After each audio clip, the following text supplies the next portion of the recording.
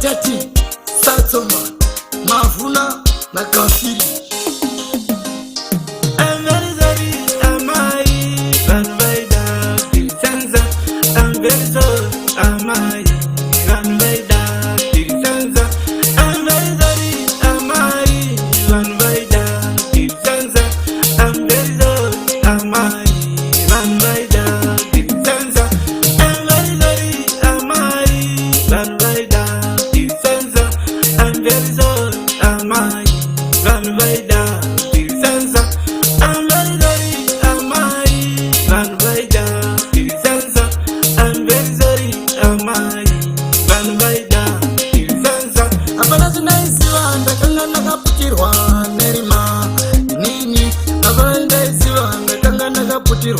Nerima nini abana zinaisiwa ndakanga ndakaputirwa nerima nini abana zinaisiwa ndakanga ndakaputirwa nerima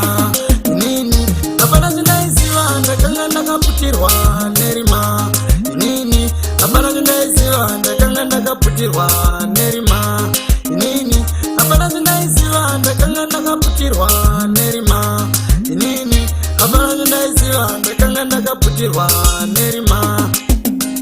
ndimikama iwawe kundibara ndimi munoti kudzana kwebenzika mwana ndoridza mpururu kudzana kwebenzi mwana ndoridza mpururu kudzana kwebenzi mwana ndoridza mpururu kudzana kwebenzika mwana ndoridza mpururu kudzana kwebenzika mwana ndoridza mpururu